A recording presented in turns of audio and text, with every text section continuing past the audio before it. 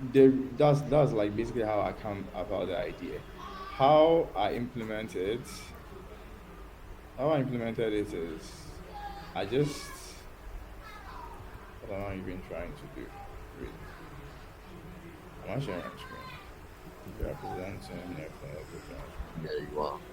Yeah, so what am I trying to show? My documentation says. Yeah, so basically if I want to do channel like the way channels they work in Go, right? I want if you are pulling something like I wrote Go for some time. If you they pull something from a channel where nobody they push from the other end, it they block, right? Yeah. Like that functionality. And then if like somebody join where they push something from the other end, then it they resume, right? That'd be like the normal channel in anybody can you guys can come here if you have any question. No? So that'd be like the normal channel in Go. If they push and then there is nobody there, it's wait. If somebody joins from the other end of the channel, they're going to push and continue. How did I implement something like that? Is I'm simplifying it. This is the source code, by the way. Is it visible? Can I increase that? So you guys see the source code. Hey, can you guys see there? Yeah, we Yeah, did, we we can did, hear. we did. Make it work, make it work. Okay. So like if at the push, like if the channel be unbuffered, right? I don't know whether it's good showing the source code. But the way I dey fit implement them in a way say if you dey push and then there is nobody ready to receive and then it can just block. And then if something is ready to receive, it will like know and then push it and continue with that. It's the same idea of async await. If you're writing a synchronous function and then you call like an async function inside there with await, what did they say? They say that um the this one what do they normally say? They say if it is not ready, it will leave, it will free up the thread and go and do something else and then continue, right? How does he know how does he know to it's time for it to continue? That's when like the event loop comes in and the idea of like future it will be ready. If it's ready to signal it to come true. So the whole thing that makes it work is I shouldn't be showing good. In Asyncio, there is something called I think in async programs there's something called a future, like JavaScript promise, right? Yeah, It is a data structure that you create. yeah, If you have this, hello, yeah, is anybody else talking? yeah. No, no, no. I was just responding. Yeah. So if you have a data structure, if you have this future is out. It's something that you can await. And when anybody awaits this future, they block. How would they know to stop blocking and continue? That is if like this thing gets something inside that you can set a value to it or set an exception. Like just think of this like a class which has a method like set value, set exception. So somewhere in the whole running of the program, an async program, if you are awaiting, let's say you are awaiting an async function, the idea is the async function they return this future Okay. and you're waiting for the block. And the event loop, as you pause your function or wherever you have awaited at, if it's time for it to tell your function that continue, all it to do is it will set because your function, if you are waiting something, you're waiting for a value, it will set, it will call the set value or whatever they implemented it on this future. And that will tell your function to continue. And then like that is the idea. That's the explanation. That's like the basic infrastructure that runs that type of code. So I just Wait, put it, wait. yeah. So, I think I have a question on that end. So if you say set, it means do we have to check that something has been set to know that we need to continue with something because you said the it sets a value for the for our function to do something. I don't Yeah, think I'm yeah, failing to yeah, yeah. yeah. I'm coming. Let me. Okay, yeah. I kind of implemented examples. Like, well, Python has some Go concurrency patterns, right? like Yeah. system using my channels, right? So here, so yeah. So first thing I did was implement a boring. Yeah, let me just show you. So here, I'm doing chan awaits boring, right? Yeah. Calling. So this is an async function, and I'm calling await here. Yeah. This is also an await. I'm calling a chandler pool. I'm calling Okay. await here. So I'm trying to say that here, when I do await chandler pool, this is an async function here, which returns like a future. Yeah. Yeah. Yeah. The, Yeah. Yeah. the Yeah. only reason why I can, I mean, that's not the only reason, but the only reason why I'm able to await this is because like I'm certifying the condition that this returns a future. It is awaitable, right? So Yeah. it blocks here. So Okay. this function is executing. It will block here. Is waiting for something to be available on the channel to pull. Now, when it is ready, let's say something on the other end is ready for the channel to pull. How does the event loop tell this function that something is like it's ready to pull continue? And that's the set method on Okay. this one. So Okay. whatever value this function is returning, the event loop also has access to that future. Okay. So Okay. if you are awaiting that future and somebody anywhere in the program calls set value on the future, this thing will resume and it will give you the value. If anybody calls set exception, this thing will throw an exception here. Like, so that's kind of like the sleeping and resuming thing, like when you want to wake up. Okay. uh, So is it's the something. perfect. So my next question on that end, because I wanted to ask that question first. Um, since we are doing blocking in the program to wait for values before we do something with them, and since most of the time everything is single threaded. I mean, I Yeah, don't know which version of Python you're using right now, but everything here is single threaded here. Um, exactly. um, wouldn't that make the program slower in a sense, right? Because Yeah, it's like it will um, block the whole thread. yeah, it will Yeah, block yeah, the entire thread if it's yeah, yeah, still just running the particular thing. And is yeah, there an yeah. approach that you're taking Avoid, to help yeah, that? Yeah. holding up the thread. Yeah, so like I said, asynchronous programming in Python, right? It uses Asyncio, which is, as you can see here, I'm running the whole program, which is the Okay. main function, which is like where everything is with Asyncio.run. Yeah. Python is single threaded, like essentially, basically, except the other stuff that you do. But that is how this essential event loop that runs like the function. That is how Okay. Okay. Okay. Oh, it's okay. designed to be. I get what you're trying to do. Yeah. So It's designed to be you single are creating threaded. the channels in the essential runtime. Yes, it's inside the runtime, and essential is single threaded by default. So it's responsible for like giving every function a chance to run. Oh, yeah. This assuming now it would have been a problem if when I was implementing my channel, I didn't implement it well enough that I don't yield control.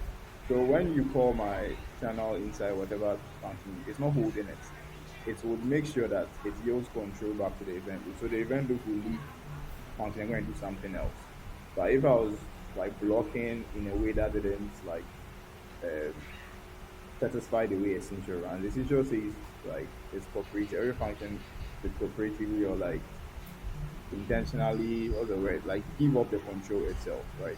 So every all the functions you call await, pull, await, push, they satisfy that requirement and they don't hold the device. It's not blocking, it's not holding the thread. That it is implemented in a way that Essential knows that something is waiting for something. So let me Okay. stop and Okay. go and come. Yeah, so that's like the most interesting thing about Yeah. this.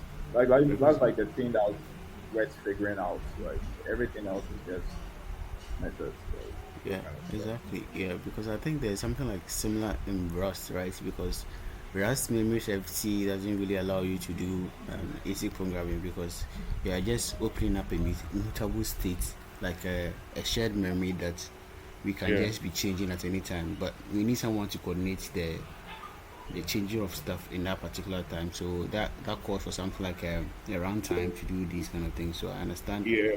the use case of the runtime. Yeah. Yeah.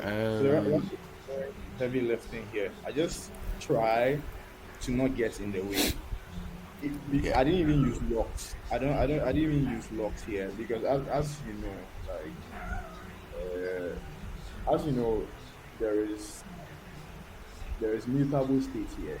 There is fields here that are manipulated. But I did it in a way that I don't lock because like I feel like we mess up small now. Something will hold the event loop and then Yeah. Yeah. for too much. To implement it's implemented in a way that it doesn't do locks. It's just making sure it's when something has to wait, immediately it releases control and the event will come back and run another function. Because that's what they said. It is single threaded. They tell you like the essential thing is single thread. It runs on only one thread. So everything that's running has to have a thing. And the only way if a function is running and it will go and the event loop will take over and go and run something else is if you await or the function runs to completion. I Yeah. don't know if that makes sense. Yeah. It does. I think Ernest has a few questions there. Then we can And continue our questions. When you're scrolling, I saw chant select then yeah, I yeah, wanted to see. yeah. Is it is? Yeah. So Yeah, provides a way to wait on multiple channel operations at once, and they say it's the one that finishes first. Um, so I'm curious. Like I see that with how you handle the cancellation. I mean, you can correct me if I'm wrong, but then it's like you cancel all pending yeah, tasks if one complete. Is that what you're doing? yeah. So here is not any. Well, the only genius, the only not genius, like the only thing that's like cool here is me figuring away like the signature of this function, right? So all I'm doing is uh, I was trying to like expose like you see I've cut it off from the rest of the execution. It's just my little approach to giving somebody something like select in Go, right? Where you will give it multiple channel operations like push pull like on different channels and the one that completes first will return it, right? So I don't do much here. I just take the channel and what you are doing on it, the channel and what you are doing on it, and then I use the same essential gives provides this one a method that lets you wait on multiple asynchronous functions, and the first one that completes it will bring it to you, right? So again, this method here is just an interface into the essential event loop, right? That's all that is happening here. So when the first one finishes, I cancel all the rest because That's what I'm curious about. Because if the first one finishes and then like you cancel it, what happens if let's say I cancel a task while it's still in the middle of a push or a pull operation? That's not the thing to done. Does it mean that the channel's internal script will get corrupted or like yeah, maybe I don't so know the project I'm making? yeah. So if you are waiting, if you do an await dot push on a channel and you are waiting like on two different channels and then you send them here, right? You want the one that finishes first, right? If one finishes first and I leave the other one, what does that mean? It's still hanging. Okay, hanging to Yeah, hanging till like as let's just think maybe you didn't even call it from like you called it from a different like it will just be hanging like it's still waiting for something and so it's never going to complete. Plus, this method brings you the first thing that finishes. So if one finishes, the one that finishes bring it to you. All the other words that you were waiting for it, it will cancel it. What I'm trying to say is, I don't know if you've seen the interface to the method. So the interface to the method, the signature to the method, is designed in a way that you are only just going to get one value back or one operation finished.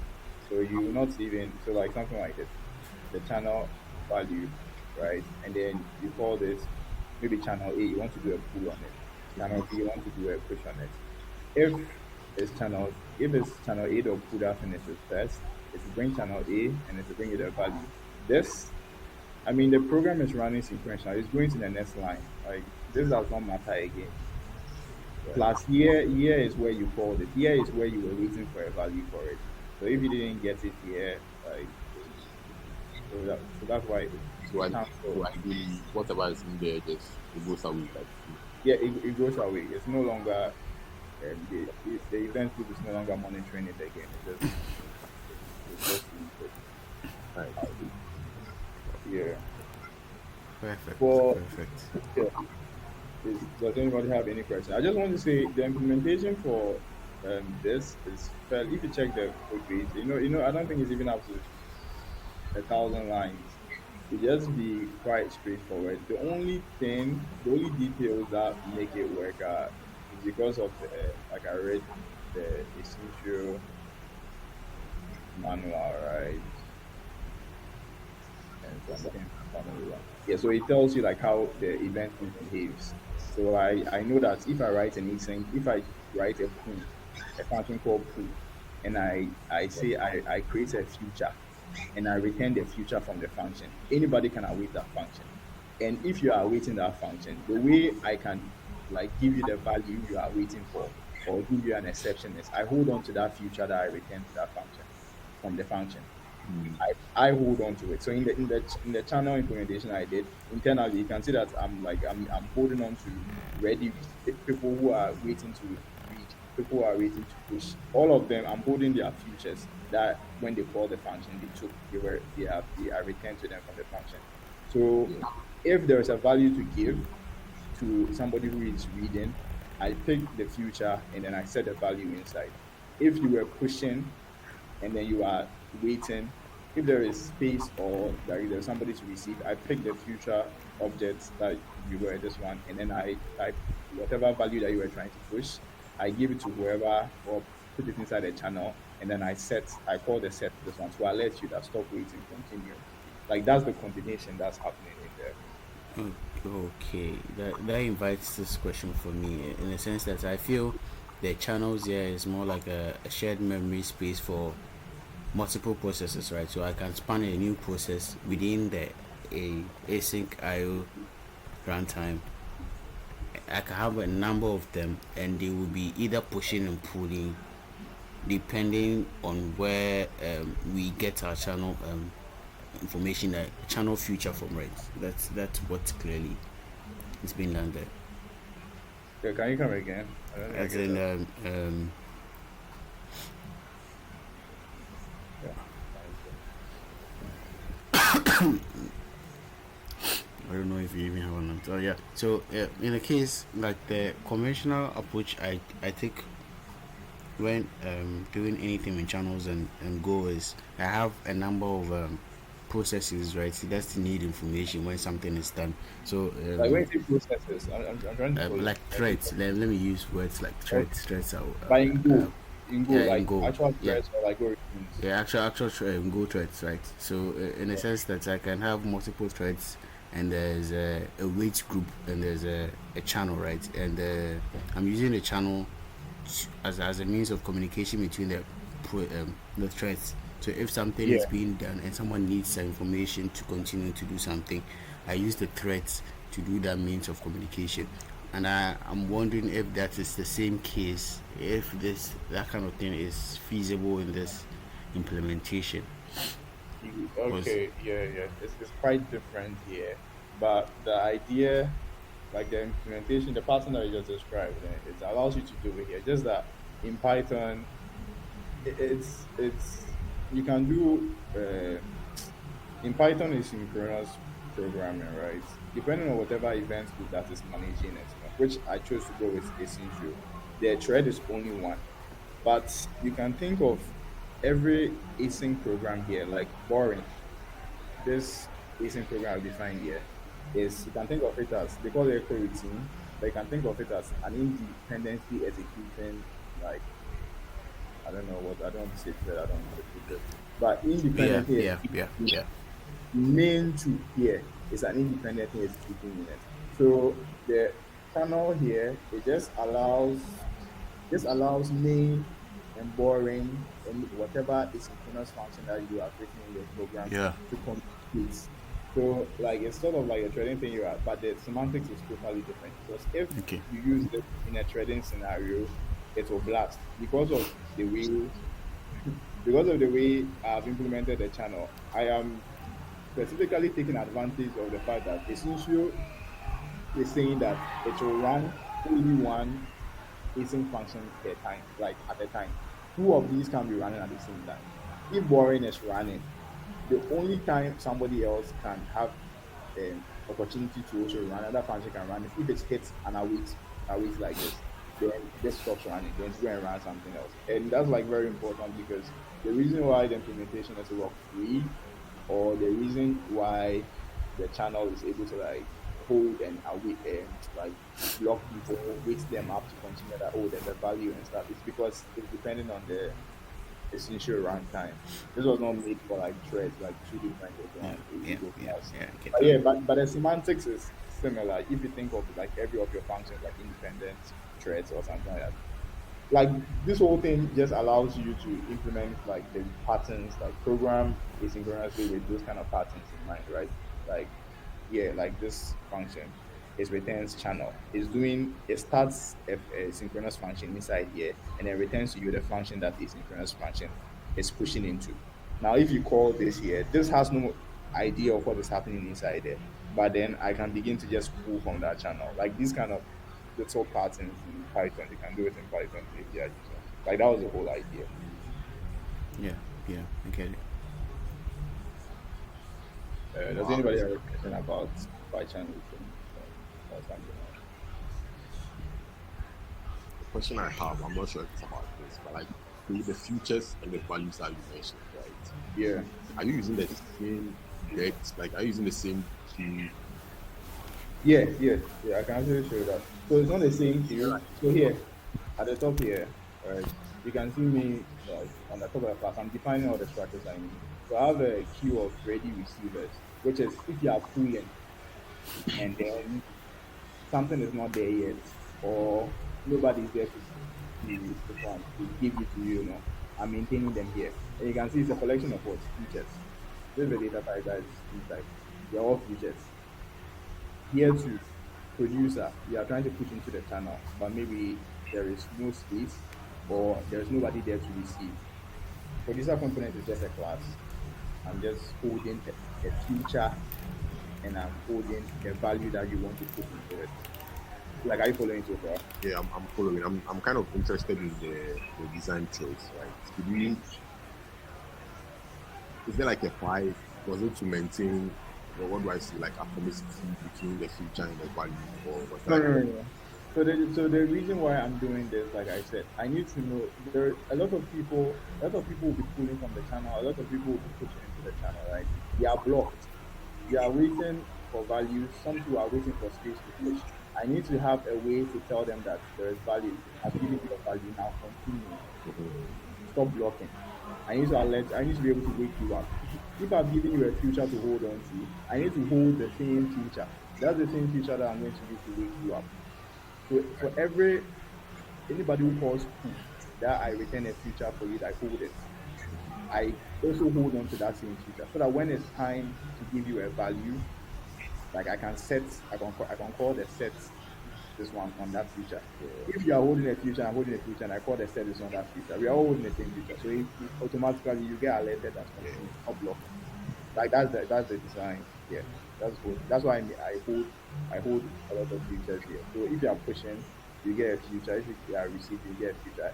The future I give you, I also maintain them inside here in the queue. Okay, I think it makes sense. It makes Yeah, sense. yeah. So like it's really like let's say I have a function that returns like an int. Like when I give you the five, the whatever value that I give you, I also hold on to the same value. That's the idea. Every push, every pull, that is not completing instantaneously. I give them a future, and whatever future that I give them, I maintain them in my queue here. Like I hold on to the same future so that I can wake them up when there's a value. Right. Yeah, that's the whole idea for the queues here. It's just holding futures. If it is reading, I just hold the future. But if you are pushing, you are coming with a value. So I hold both the future I give you and the value that you wanted to push. This is just a class holding two fields. Yeah. Future that I gave you and the value that you wanted to push. So if there is space, I'll push the value that you wanted to push, and then I'll use the future to wake you up. That's you can go now. Like your operation is done. Yeah. Okay, cool. Uh, I hope I'm making sense here. Yeah. Yeah, honestly, I don't think you basically just went through the entire project, if not Yeah, yeah. so. So yeah, from this idea, if you go through the project, you go see that it's relatively short. There's just a function called push that then returns futures, and then it will put the future in the this one in the queues up there, so that if somebody is pulling to go and check, is there anybody ready to receive? If there's anybody ready to receive, we will go and pop that future out, give the person the value, and then wake them up. This is the waking up here. If somebody was, if somebody calls pull and I give them a future, this is me waking them up. The set value, I'm giving them the value. Maybe there's a value has come. So the future dot set result, the value. If you are called await, now your await will finish and you get a value plus the event loop will tell you that like continue. You don't need to block again. Like this is the set result. And if there is nothing to give you, if like the person is producing and there is nothing to give them, like you can't set results. He's producing. It's not like he's come to read. You just set none. You just do a none, and that one to would wake him up. Like that's the set. This one is waking up and stuff. If you want to give them exceptions, like you are waiting on something, and it throws an exception. I just call set exception on it and give you whatever exception I want to give you. Like just the waking up and stuff. Yeah. But if you go through the field, right, it does mean giving a few percent and giving it yeah. I try to like put a lot of comments and explanation, so hopefully it makes sense. But yeah. And one thing too that's like this one is that when you close the channel, this is where like like, when you close the channel, if it is if you close the channel, when somebody closes the channel, if anybody has called a wait and they are blocking, which is possible, we need to like tell them all to that like the channel is closed. So we set exception. Like we look for all those who are waiting to read. We give them exceptions. If it is like a buffer channel and there is stuff inside the channel the time that somebody closes, we go and look for all those who are ready to receive and then share the items to them. If the items finish and there's still people who are still waiting to receive, we give them exceptions. It's just Okay. design. So it means you have separate things for keeping track of the ready receivers, and Yeah, yeah, it's yeah. separate from, yeah. So do you leave the cleanup for the GC to do the cleanup for like the queue stuff, or you remove it yourself? Yeah, Like so we don't I don't so all the features that I'm maintaining immediately I set exceptions, set exceptions, set result and stuff. It cleans them up because ideally, or if you think about it, it is the events loop's job. It is the events loop which was like scheduling them and then manage them in the first place. So right now, if I've set exceptions to them or I've told them that like this future is done. Like nobody is no longer waiting on it. Like it cleans them up. Like it's no longer part of the program again. Right? It's like they all go away. Nothing is I see. maintained here again. I mean, but that's like a great question. Whether if it's done, I do clear out. I do clear out for this ones though. How do I clear out the things I'm maintaining, the list. Clear out. I clear them. I do. Like I Yeah. Okay. cleared them. Okay. Yeah, but I cleared them now. I think I'm not clearing the preferences. But yeah, I already clear them now. Any more questions? Uh, so so then they ask like approach to this. So sorry there. Yeah, me, yeah. Yeah, and that's like the approach to like projects like this. Like really, the way I they see I see it's like just an interfacing into your solution, right?